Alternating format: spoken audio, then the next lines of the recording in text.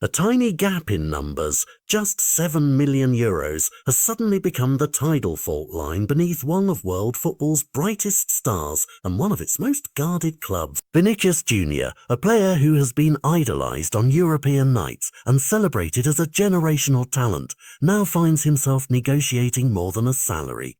He's negotiating leverage, legacy, and the kind of market attention that can reshape entire transfer windows. His current deal runs until June 2027, and that deadline matters.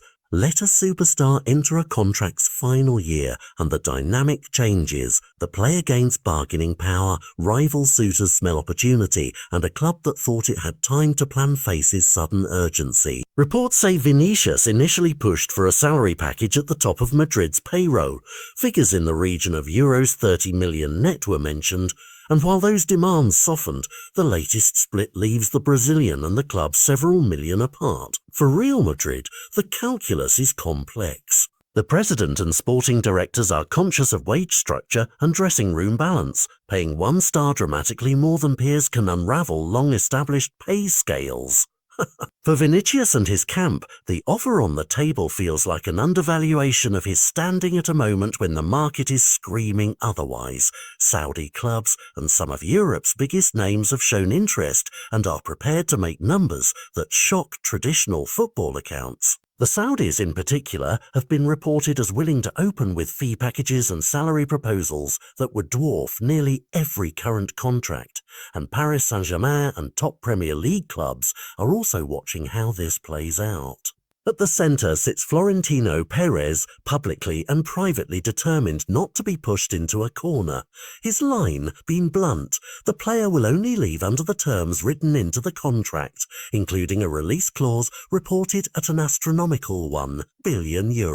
That clause is as much legal protection as psychological deterrent, but it does not neutralise the very real risk that if talks stall as the 2027 end date approaches, Vinícius's leverage and his market value to ambitious buyers will surge. So what are the realistic outcomes? One path leads to a compromise, a middling pay rise, carefully structured bonuses, and a renewed handshake that keeps the player at the Bernabeu and diffuses outside temptation. Another path sees Madrid dig in, refuse the highest demands and run the clock, a strategy that could either force Vinícius to accept the club's terms or precipitate a summer fire sale if an irresistible bid arrives. The wildest scenario, a blockbuster transfer to the Saudi Pro League or a European rival, would bring immediate financial windfall, but also a sporting hole-in-reels attack that is not easily replaced. Off the pitch, every public quote, every Instagram like and every agent meeting will be read as signal. Clubs test boundaries through leaks, agents push publicly to gauge interest, and presidents maneuver to avoid setting precedents that could destabilize a squad